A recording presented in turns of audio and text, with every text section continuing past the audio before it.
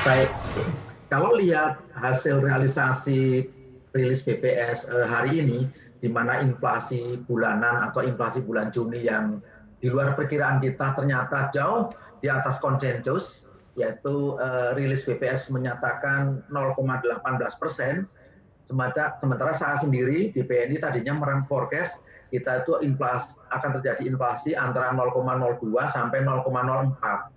Tapi hasilnya ternyata 0,18%. Jadi betul-betul di luar perkiraan. Tapi justru menurut saya ini sebuah good news, ya. Tadinya kita para ekonom cenderung pesimis bahwa kegiatan ekonomi relatif tertekan karena berbagai kebijakan restriksi, social distancing, kemudian ada physical distancing dan masih pembatasan transportasi. Tapi ternyata hasilnya di luar perkiraan kita. Kita mengalami inflasi bulanan 0,18% dengan inflasi year on year itu 1,96% dan inflasi year to date atau inflasi selama satu semester itu 1,09%. Jadi bagi saya ini sebuah berita baik. Kenapa saya katakan berita baik?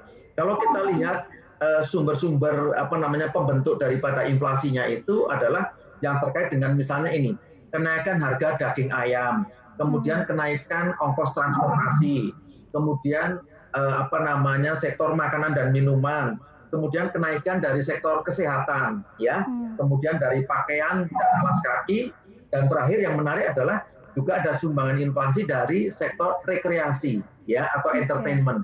Nah, ini mengindikasikan paling tidak di bulan di kuartal di pekan kedua, ketiga, 4 bulan Juni yang lalu itu gairah atau geliat ekonomi di sisi mikro, yaitu sisi masyarakat itu sudah mulai naik, ya. Karena apa?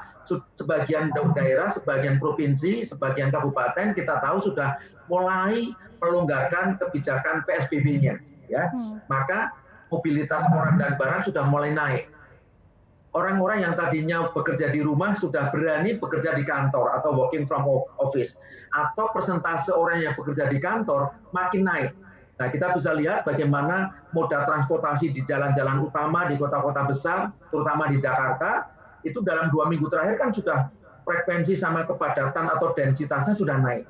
Nah, ini bagi kami ini melihatnya kegiatan ekonomi sudah betul-betul sudah mulai terekspos, ya.